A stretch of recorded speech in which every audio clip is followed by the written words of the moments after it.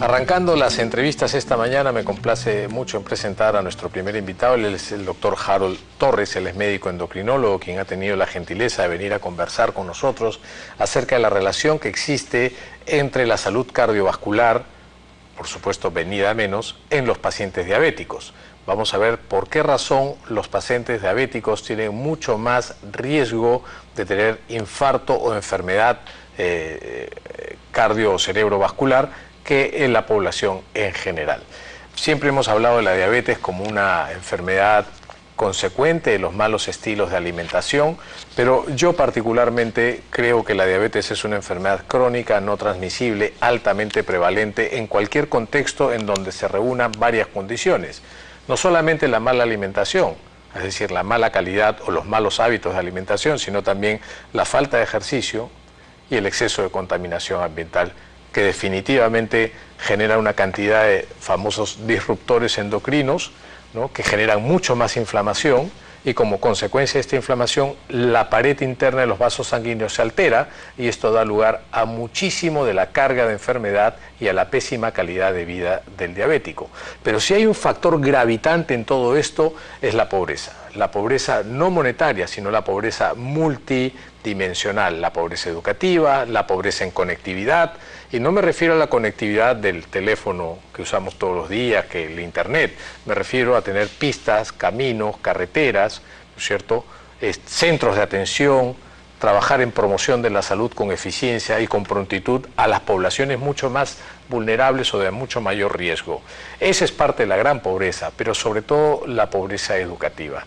Las personas que no han tenido la posibilidad de poder acceder a un buen nivel educativo son las personas que no están en condiciones de poder tomar buenas decisiones con respecto a su salud. Podremos hablar del azúcar lo que ustedes quieran. Podemos agarrar y satanizar a cualquier tipo de alimento, pero mientras no tratemos el verdadero problema, que es la pobreza multidimensional, probablemente no lleguemos a absolutamente nada bueno en un país como el nuestro, en donde probablemente, pues, no sé, calculo yo, nuestro invitado nos dirá, si 6 o 10% de la población pueda tener no solamente esta enfermedad crónica, sino muchísimas otras más. Ya no voy a decir más cosas, estoy hablando demasiado. Creo que le estoy quitando espacio a nuestro invitado, que tiene mucho más que decirnos. ¿Cómo está, Harold? Bienvenido. Perdóname que me he extendido tanto. No. Pero es que yo ya me estoy cansando. Me estoy cansando de que le echen la culpa a un nutriente, o a otro nutriente, o a qué sé yo, pero nadie quiere mirar lo evidente. Lo evidente es que tenemos un país lleno de gente que vive en condiciones de hacinamiento, ¿no?, con una cantidad de desventajas sanitarias que son mucho peor que comer fructosa en sí misma, creo yo. La verdad, o sea dicha, tú paséate por las zonas pobres de nuestro pobre país y te vas a dar cuenta que las condiciones de vida de esas personas son mucho más nocivas para su salud que comerse una fritanga en esquina, no sé. Es una opinión. Y yo creo que hay muchísimas distorsiones y creo que es importante poner en el contexto a las personas para que puedan entenderlo, ya que el Estado no se preocupa por dar una educación de eficiencia y calidad, intentándolo todo. Creo que nuestra obligación como profesionales de la salud es informar adecuadamente.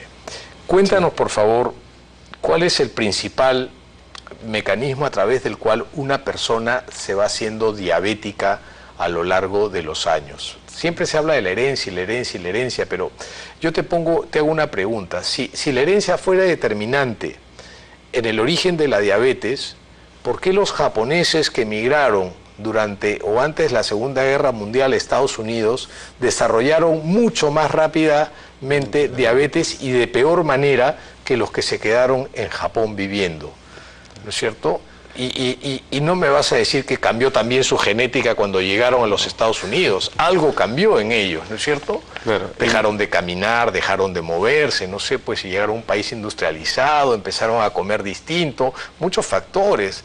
La depresión también jugó a favor. Cuéntanos, por favor, Harold, y bienvenido. Bueno, ¿qué tal? Buenos días. En la génesis de la diabetes influyen muchos factores, ¿no?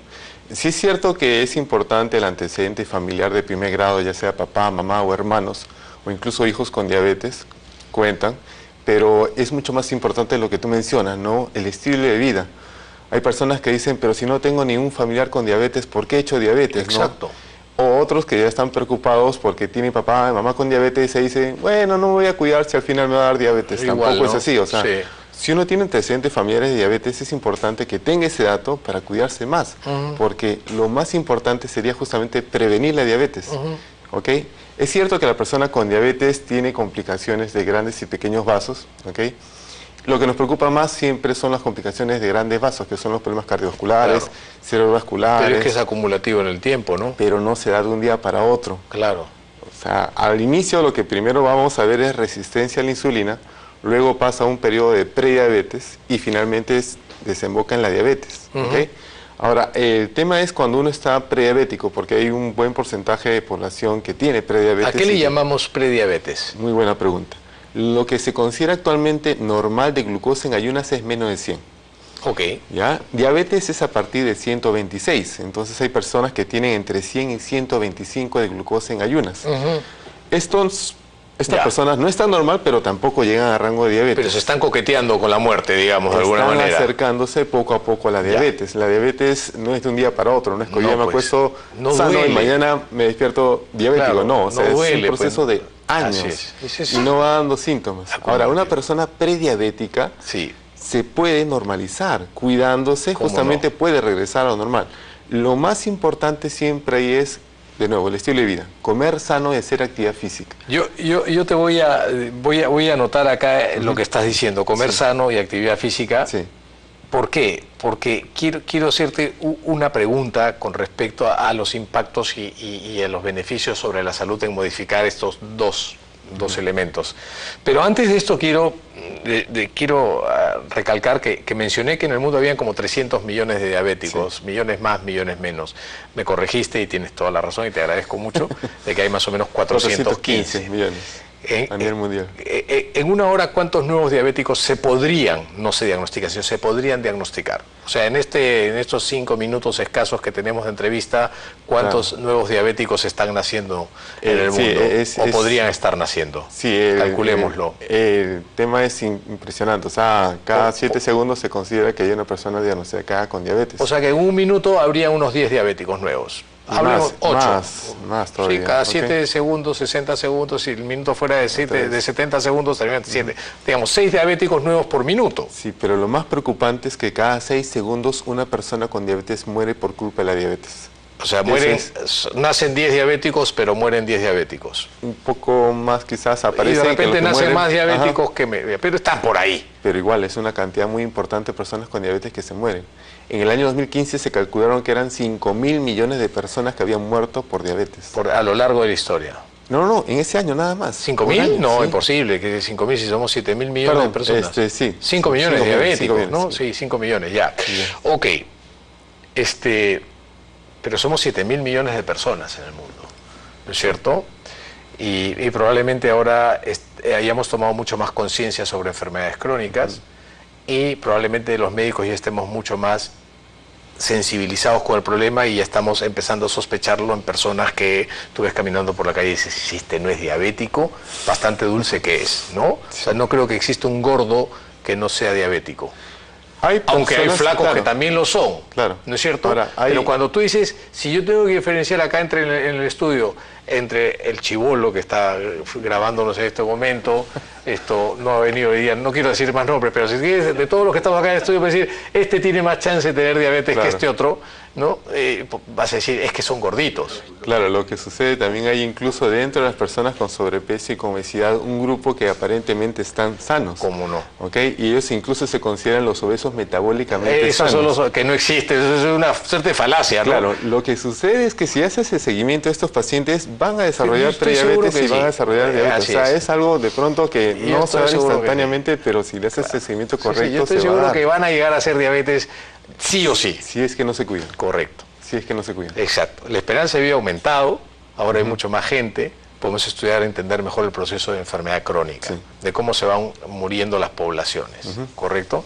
Eso no pasaba pues hace 20 años, ¿no? Claro. Eso no pasaba hace 20 años, ahora tenemos mucho más capacidad diagnóstica y podemos entender que conforme pasan los años, tu riesgo de que aumenten enfermedades crónicas es mayor. El día en que se empezaron a morir menos niños ¿no?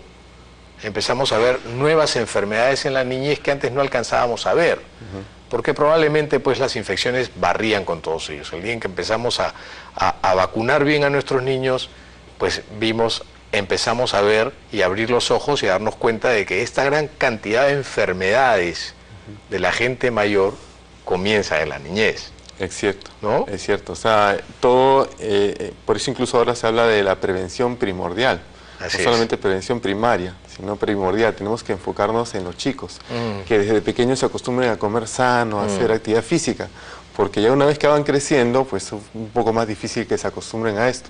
Ahora, un niño obeso tiene riesgo de ser el adulto obeso y tiene riesgo también de ser diabético. No, empezar su prediabetes más tempranamente. Y ese es otro problema. Justamente tú mencionabas que la expectativa de vida se ha prolongado, pero clásicamente se pensaba en diabetes a partir de los 45 años, después se bajó hasta los 40. Ahora, acá en el Perú, sin ir a Estados Unidos, ojo, tenemos adolescentes con diabetes tipo 2. Ah, no, por supuesto. Entonces, es un problema que se está presentando más temprano. Y mientras más temprano se presenta la diabetes, más temprano hacen las complicaciones y lo hacen en forma más severa. Totalmente de acuerdo contigo que un cáncer, una diabetes, inclusive una gripe, es peor en un país pobre que en un país de altos ingresos. Eso sí, no me cabe la menor duda. Y ¿no? el 70% de los diabéticos a nivel mundial están en los países que tienen ingresos medios abajo. Por eso, pues, no están en países ricos. Claro. La mayoría de gente tiene la idea, ¿no? Ah, diabetes en Estados Unidos, que son países ricos, cuando no es así. No, yo quisiera ser diabético en Estados Unidos. Si voy a ser diabético en un país, prefiero ser diabético en Estados Unidos. Tengo acceso a la mejor calidad de salud del mundo. Si tengo un buen seguro, pues la verdad, porque tengo que pagar tu seguro. No, por lo menos sé que no voy a terminar con una pierna amputada antes, 50.000 opciones tengo, diálisis hay en todos los hospitales. O sea, eso no es como acá diálisis hay en 3, 4, 5 lugares y el resto del Perú, pasa la piola. Claro, hay que prevenir justamente las complicaciones de la diabetes, ¿no? Ya bueno, si la persona tiene diabetes, tenemos que prevenir las complicaciones. A eso, en Estados Unidos la gente camina, en Estados Unidos tienes espacios públicos libres de mototaxis, de tráfico, contaminación, donde puedes montar bicicleta, patinar, correr, nadie te va a cuadrar en la esquina de la calle, ¿no es cierto? Tú puedes dejar a tus hijos jugando en un parque y todo está controlado, la sociedad toma mucho más conciencia. Es muy distinto, nosotros no somos Estados Unidos, ojalá pudiéramos ser mínimamente en muchos aspectos, sobre todo socioculturales, como cualquier país desarrollado. No quiero decir Estados Unidos, a mí particularmente no me encanta. Tenemos una llamada telefónica de César, que está en el Callao, que quiere hacernos una consulta, y luego quiero que nos expliques qué cosa pasa en los vasos sanguíneos del paciente diabético. Tenemos para conversar bastante tiempo, así que sin temor a eso, quiero que nos los expliques después de atender la llamada de César. Sí. César, ¿cómo estás? Buenos días, gracias por llamar al programa, bienvenido. Buenos días, ¿qué tal? ¿Cómo te va, César? Tu consulta, por favor. Mire, yo tengo 20 kilos de sobrepeso. Ya. Y tengo un problema en el fémur izquierdo, de desgaste de cartílago.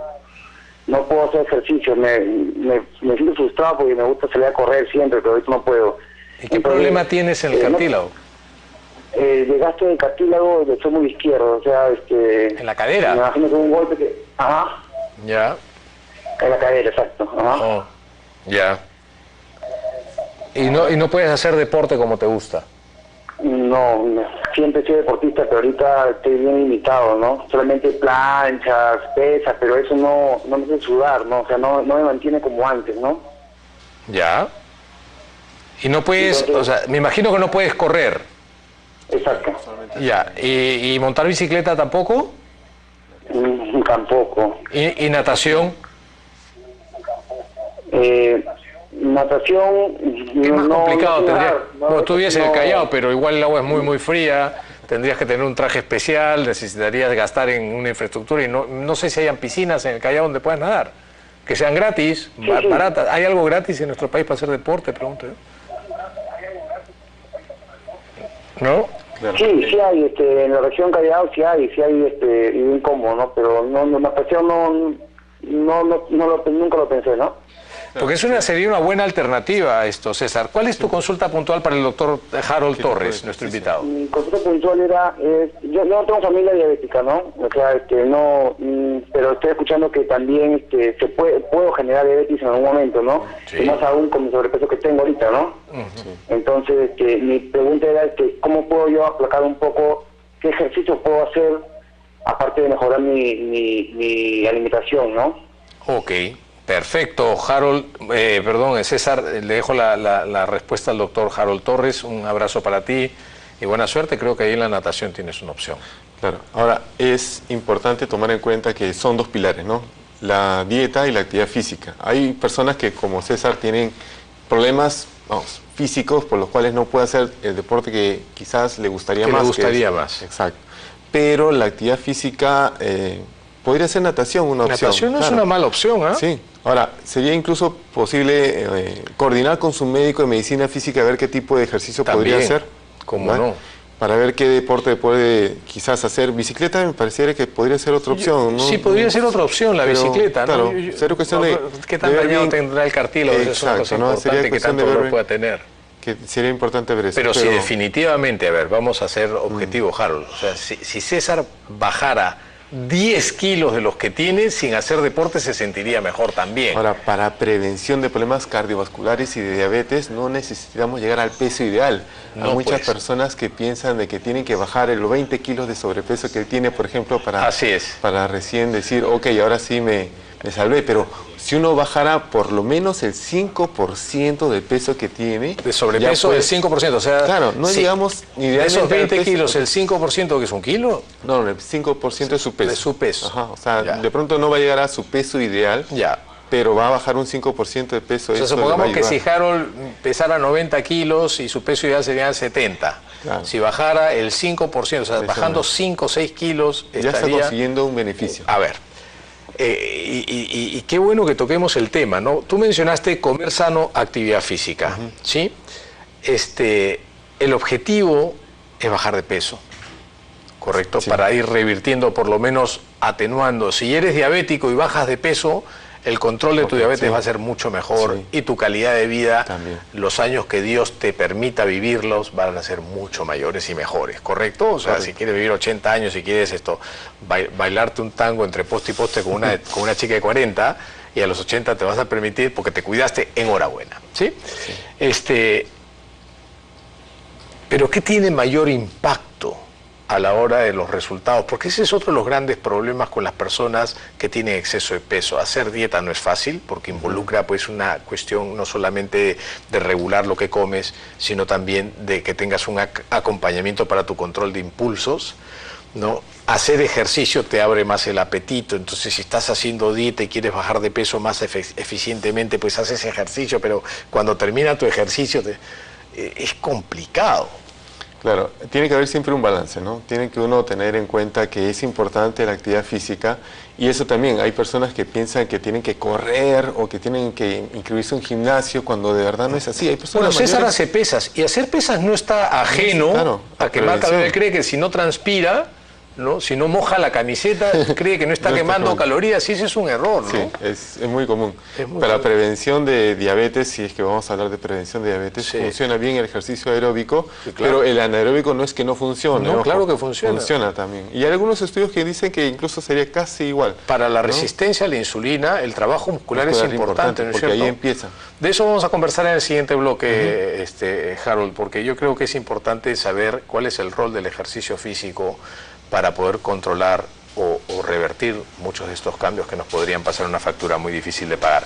Nos vamos a una pausa y en el siguiente bloque vamos a seguir conversando con el doctor Harold Torres acerca de daño cardiovascular y diabetes. Ya volvemos.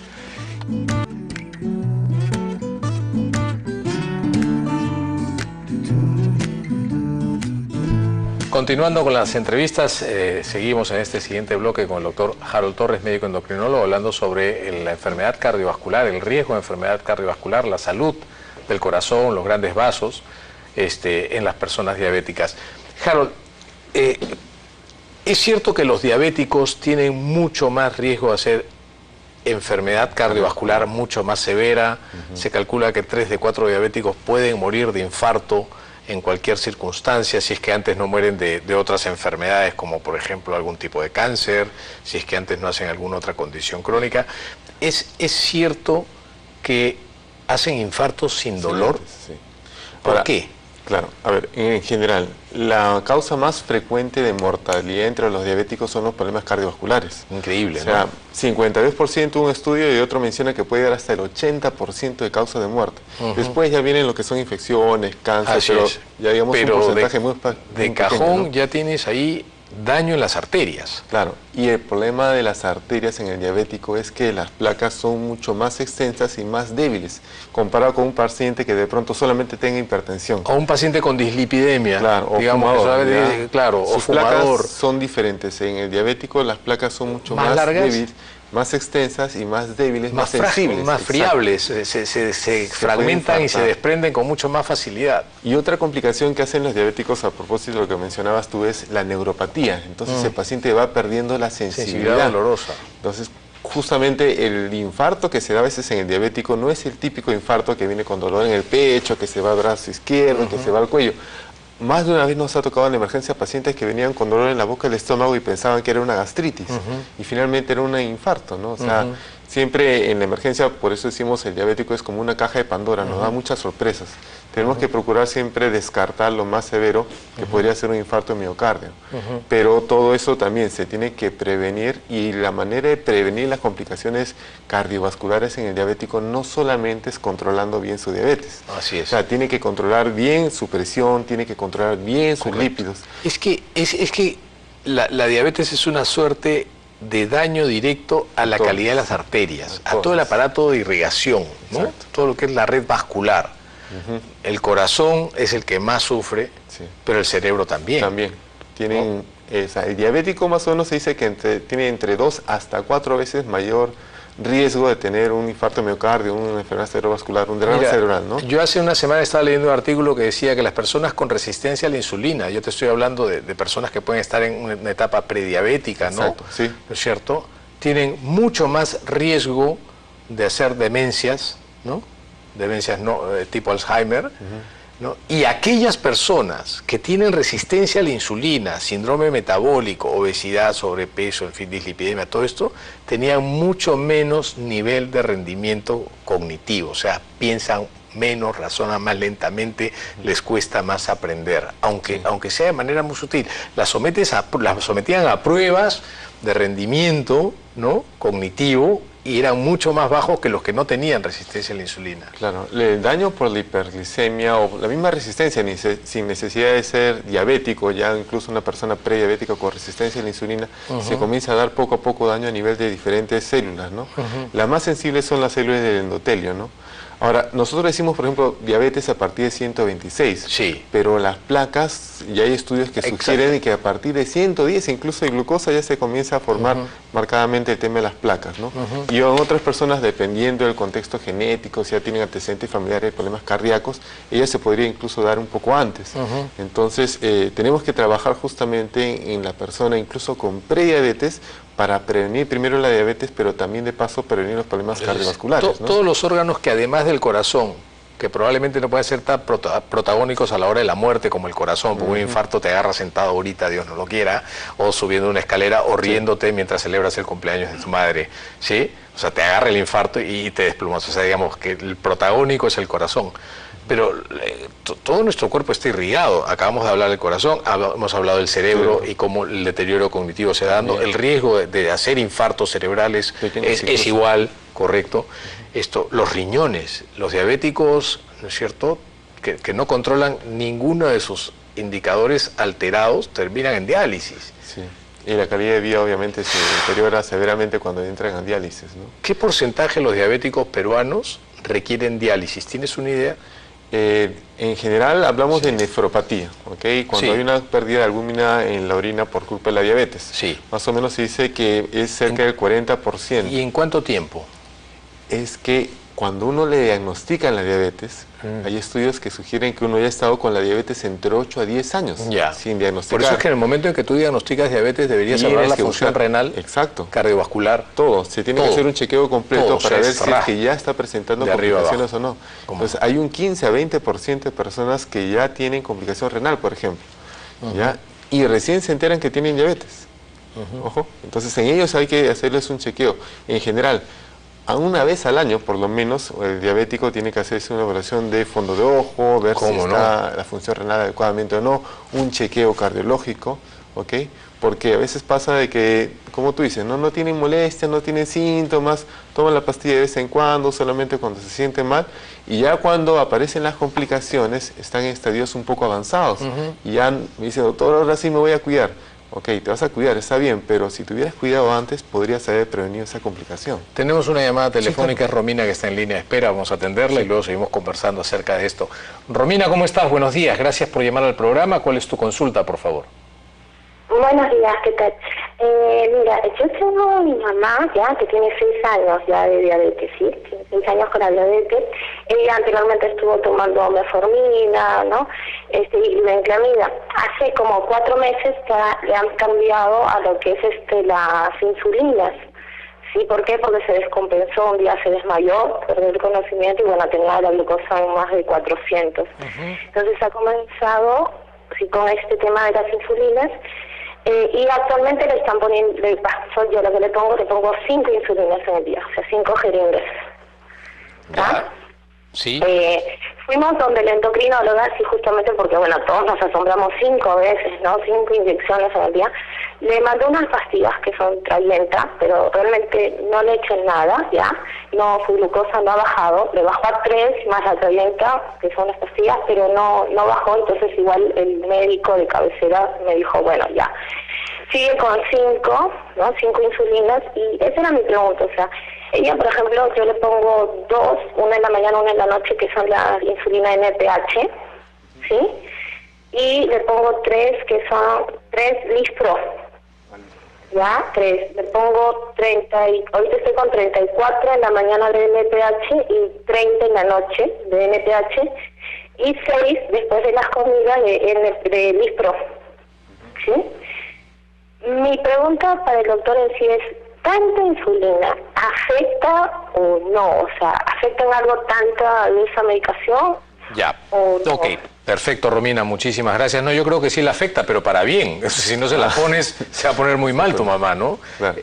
Tu pregunta la entiendo porque para ti es pincharse 5 veces al día a tu mamá. Eso es peor y más crudo que para un papá vacunar a su niño con 2 o 3 inyecciones en el mismo momento. Es comprensible, pero si no las recibe, está poniendo en juego la salud de tu mamá. Ahora, claro, ¿qué pasa? Cuando uno le diagnostican la diabetes, se dice que más o menos uno solo tiene 50% de células que producen insulina, que son las células beta. Con los años eso se puede ir deteriorando. Sí, claro. Llega un punto donde la cantidad de células betas es insuficiente y por más que tome a veces pastillas, no produce suficiente insulina y hay que aplicarse la insulina. ¿Qué pasa? Claro, impresiona a veces 5 incones y si a eso le sumamos las mediciones de glucosa, obviamente la cantidad de incones, entre comillas, al día se va a incrementar. Pero tenemos que, en estos casos, cuando ya el deterioro es severo, procurar imitar lo mejor posible a lo que haría nuestro páncreas. Claro, y nuestro páncreas produce insulina las 24 horas del día. Las 24 horas. Y con las comidas justamente hay los picos de insulina. Ok, entonces en el caso de la señora, está utilizando una insulina que no es mala, que es la NPH, que se puede utilizar 2 veces al día, pero en la actualidad, y eso también van a tocar más adelante. En el siguiente segmento, Romina, estate pendiente, vamos a hablar de insulinas y las nuevas insulinas. ¿Sí? Que podrían, por ejemplo, reemplazar una sola aplicación a esas 2 de NPH. Ahora, pero las rápidas, las ultra rápidas, esas sí tienen que ser antes de cada comida. De cada comida para que tenga algo con que trabajar, para que controle la glucosa. Pero ahí también es importante tomar en cuenta esto, ¿no? No significa que la insulina es lo último que vamos a utilizar para el control de la diabetes.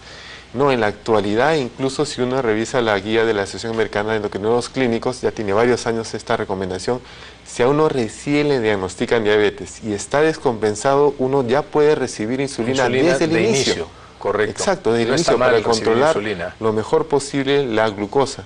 Hay mucho de lo que se llama inercia, ¿no? O sea, Sí. claro, la señora no mencionaba bien cuánta dosis de metformina y glucosamina estaba tomando, Así es. pero a veces sucede que no está llegando a la meta. Tenemos que procurar que controle bien su diabetes. Ese es otro punto, o sea, no Exacto. todo es la medicación y no todo es la dieta, ¿no? Pero muy importante es la dieta. Sí, porque no, a yo veces estoy pasa- seguro, claro, que ya tiene que tener un nutricionista también. claro, pero a veces pasa que las personas piensan, bueno, ya estoy Sí, tomando sí, la pastilla, claro, ya sí, para sí. qué voy a hacer dieta si Sí, estoy sí, con como el pastilla. alérgico a los mariscos que come sus mariscos con una pastilla de Alarga. clorofeniramina ahí, Claro. yo no sé quién les ha hecho creer eso, Pero es que es central, o sea, muchas veces me llegan pacientes que tienen mal control y yo lo primero que les pregunto es cómo está el tema de la alimentación, porque si no hacen bien la dieta, por más que incluso estén con insulina, no van a controlar bien su Hablemos diabetes, ¿no? probablemente de ese 15% de personas que son el mundo perfecto, ¿no? El mundo ideal. Paciente que tiene ya diabetes, pero que es un buen paciente, o sea, que hace su dieta, toma su medicación, Sí. recibe su insulina y logra tener niveles y empieza a hacer ejercicio. 4 cosas y empieza a mantener y a controlar sus niveles de glucosa por debajo de 110, digamos, ¿ya? Bueno, Por debajo de 100 si quieres. no, es que justo Ya, ese es el ya, ¿cuál es la importante meta? también. Exacto, muy buena pregunta. Nosotros, para decir que está bien controlada o no la glucosa en una persona con diabetes, Sí. tenemos que fijarnos en un examen que se llama hemoglobina Ya, glicosilada. supongamos que su hemoglobina glicosilada está Está por en debajo de 6. No es que tampoco no debe ser tan baja, ese es el problema. Tenemos que individualizar al paciente, Ok. no todos los pacientes son iguales. Supongamos que el paciente llegó a los criterios que busca. Claro, usted. tenemos que procurar que tenga menos de 7. Si es una persona joven que no tiene complicaciones, si tiene menos de 6.5, perfecto. Ya. Pero una persona mayor, menos de 7, está muy bien. Digamos. ¿Ok? Luego, ¿qué sucede? No siempre se hacen la glicosilada, deberían hacerla cada 3 meses. Pero si no tienen esa posibilidad, porque en algunos lugares no hay, que se mida la glucosa en ayunas. ¿Cuánto deberían tener para decir que está bien controlado? Si está entre 80 y 130, según la Asociación Americana de Diabetes, está bien. Ya. Según la otra academia, es menos de 110. Supongamos que tiene 100, su hemoglobina glicosilada está dentro de lo que tú esperas. Ajá. ¿Podría dejar de usar insulina en algún momento y regresar a la terapia medicamentosa? por Habría vía que oral? ver, habría que ver. Ya hay muchos pacientes ¿Cómo no? cuando ya tienen un deterioro importante de la célula beta, necesitan la insulina. Claro. Con dieta y ejercicios lo que se puede hacer a veces es bajar un poco la dosis, pero no necesariamente quitarla. excluir. Y eso hay que tener cuidado, porque hay personas que dicen, bueno, ya mi glucosa está bien. Se dejan de colocar la insulina como tú ¿Cómo no? mencionaste y la glucosa obviamente se eleva y se descompensa de nuevo, ¿no? Harold, el tiempo es tirano, pero me ha dado gusto conversar en 2 bloques contigo. Yo creo que esto da para muchísimo más. Todavía tenemos que enfrentar el problema desde otra perspectiva. En el siguiente bloque vamos a estar hablando sobre insulinas, pero quiero agradecerte tu presencia en el programa. Ha sido muy, muy ilustrativa. Gracias por haber venido. Un placer tenerte acá. Ha sido el doctor Harold Torres, médico endocrinólogo, hablando sobre diabetes y enfermedad cardiovascular. En el siguiente segmento vamos a hablar sobre insulinas. Ya volvemos.